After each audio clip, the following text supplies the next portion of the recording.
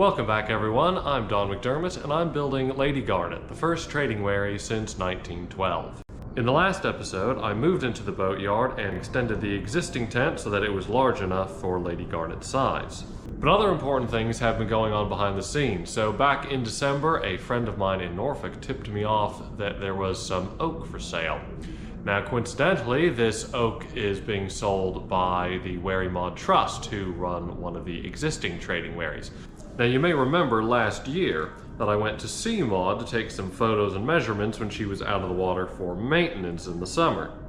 So in preparation for the work that was going to take place over last summer, the trust had bought 3 oak logs. Now the thing about buying any kind of timber in the round is that when you cut it open you never know exactly what you're going to get, so you have to buy more than you need. But when they did saw the logs, they found that they had actually so much good stuff that they didn't really need most of it, so they decided to put it up for sale. So I've decided to go up to Norfolk along with my mum and sister Alexandra, who were interested to see all of the oak as well, and take a look at it. So we're on our way up to Norfolk right now to meet with Linda, Mike, and Nigel from the Wherry Mod Trust and have a look at some of the oak planking. To be honest, I've already seen photographs of all the planks that I'm interested in and they look really good, so I'm almost certainly going to make the purchase, but obviously it'll be good to take a closer look at the planking and have a chat with the folks from the Wherry Mod Trust first. Linda and Nigel were already there when we arrived and they began to show me some of the planking that I had expressed an interest in. There were 8 planks from the first stack cut from log 1 and machined to various thicknesses, a couple 1.5-inch planks and the rest 2 inches or more, and also a thicker plank from log 2. 2-4 was the other one you were interested in, which is that one. Yeah. While we were talking about plank thicknesses in wherries, Mike arrived and it was time to take a closer look. But first, we had to struggle with untying knots in ropes that had swollen in the rain and then frozen, always fun. And then Mike told us a bit about his connection with another of the wherries, the pleasure wherry Ardea. I bought the wherry Ardea back from France. Oh yeah. We found it over there in 2002 and bought her back, motored down the Seine, and then she was lifted out at Lowestoft and we restored her. Remarkably, her hull was 98% original teak. You need help? Yeah, I think we probably do. Would it be better to expose one end at a time? Yeah, I think that would work. If we let it drop, we'll never get it back on top again.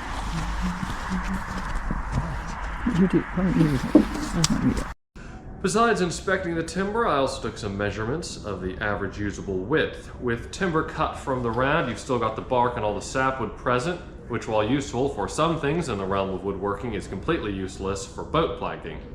So timber being sold in the round, as Mike is actually explaining to me here, is dimensioned by taking the average width of the usable timber all along the length of the board. In terms of selection for wherry planking, Yeah. my preference would always be these centre boards, which may have split down the heart, but what you've got is prime quarter-sawn timber either side. Yeah.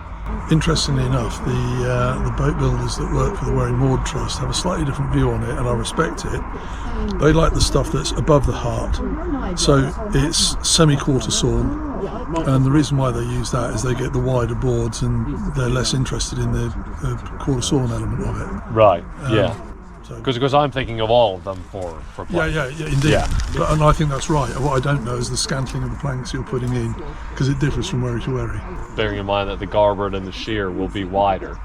The ones in between would sort of be probably about 7 3/4, 8 inches wide amidships. Yeah. They are pretty narrow. Yeah. So that would always be my preference, is to go, particularly if you've only got less than 8 inches wide, go either side of the heart. But that's quite narrow for wherry planking, so you'll get a lot out of this.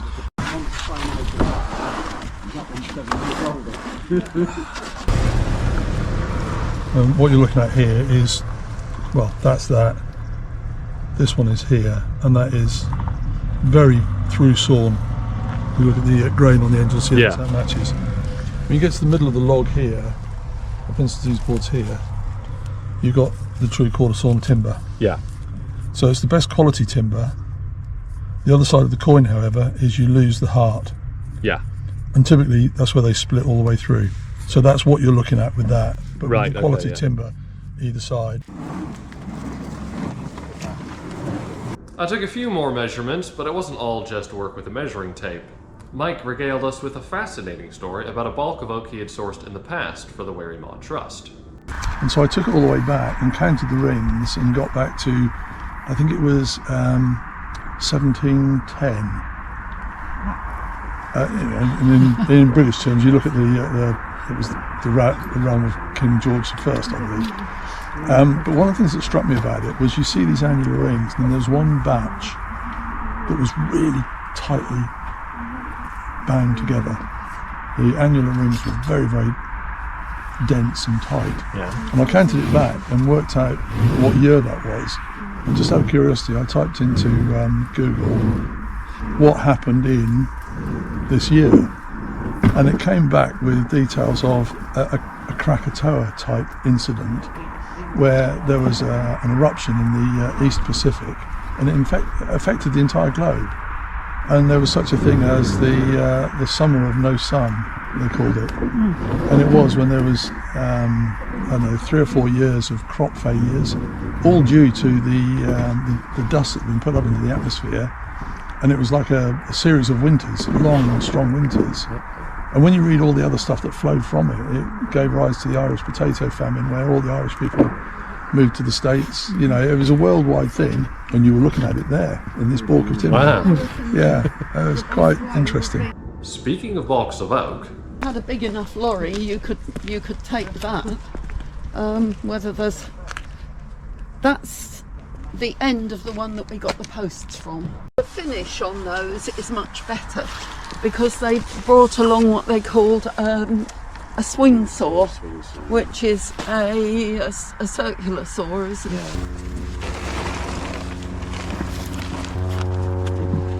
So we've got 17 full 6 150s by 150s, and then the only other bit we've got to that are just different these bits. yeah. We probably haven't told you about, but we've got this full set under.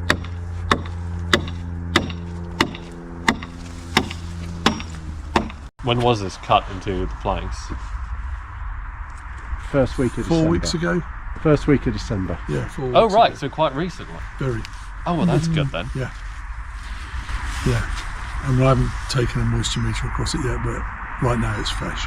Right, okay. And that lot will dry out at a rate of 2 years an inch. So by the time you come to use it, it'll be semi-air dry, which we think would be That would be, nice. yeah, ideal, Yeah. yeah. I think for the framing, I'm going to have to, I'm probably going to have to laminate. I'm probably bow to the modern things because I'm not sure I'm going to find any enough grown crooks these days. Unless. I beg to differ. Oh, They're easier to find. really? Yeah. Yeah, this stuff is far harder because with this you're looking for a straight balk of oak So this without any needs to boughs come on up on this way, doesn't it? the crown at the top where it comes out into boughs like that. Oh. Inevitably goes to firewood around here. Okay. So it Well, can be if you come across any, let me know. Yeah, sure. My idea has always been, if I can find the grown crooks, I will use them, and if I can't, then I'll laminate. So now that I'd had a look at the timber and was happy to move ahead with the purchase, I needed to figure out how to move the oak 150 miles down to Windsor. So my plan is still in the works, but the idea probably is to hire a flatbed. Yeah. Unfortunately, my driving license doesn't cover flatbeds. Mine Because- covers literally nothing because it's an Yeah. automatic license. So I can just drive an automatic and that's it. Oh, yes. The No, lack of foresight. If I know what I was going to be doing with my life, I probably would have gotten a manual, but I didn't at the time. So after I said my goodbyes to Linda, Nigel, and Mike, I went away and I had a think about all of the oak, and basically the thought process ran very quickly along the lines of, here is a lot of oak, good quality, great price. I'm building a boat, a large boat that's going to be planked, timbered in oak, and I'm going to need a lot of it. Timber prices, as I say, this is a really good price. They're only going to go up. So not only have I decided that I'm going to buy all of the planks and bulks that I was interested in, but I've decided I'm just going to buy it all. All the planks that were still available to be sold, all of those 6x6 bulks and a few 3x6 inch bulks as well, and then also that huge uncut log that you saw, the 12-foot one with 4-foot diameter. I mean, that's enormous. Again, we don't exactly know what's going to be inside of it when we cut it up, but we're suspecting it's going to be pretty good because, as you heard Linda say in the video, the rest of that log was used to make those 6x6 inch posts. So we already know what half of it, well, actually slightly over half of the log is like, so we have a pretty good estimation of what the rest of it's going to be like. Not necessarily, but it gives us a clue. So the plan for that is that I will have that sawn to give me some of the larger structural members of Lady Garnet, such as the stem post, the stern post, and the main beam, the aft beam. Obviously, the stem and stern post are very important to get as soon as possible because after I've done the lofting, the backbone is the first bit that I need to create, so the keel, stem post, stern post. So I was a little bit worried about whether I was going to be able to find pieces that large so early on. So this is obviously very good news. So obviously I mentioned that it is a very good price, but still it does come with a pretty hefty price tag because it is a lot of oak. So when you include sawing the uncut log, we're looking at about 15,000 pounds. So now might be a good time to mention that the fundraiser link is in the video description below. Thank you so much, of course, to everybody who has already donated to this project, which is sort of a combination project in a sense. It's the building of a historic class vessel, but it is also part of the sail cargo initiative. So in the next video, the oak is going to be arriving down from Norfolk, and also I'm going to be doing more work in setting up my workshop so that I can properly begin. Please do hit the subscribe button if you don't want to miss that video, and I will see you then. Thank you so much for watching.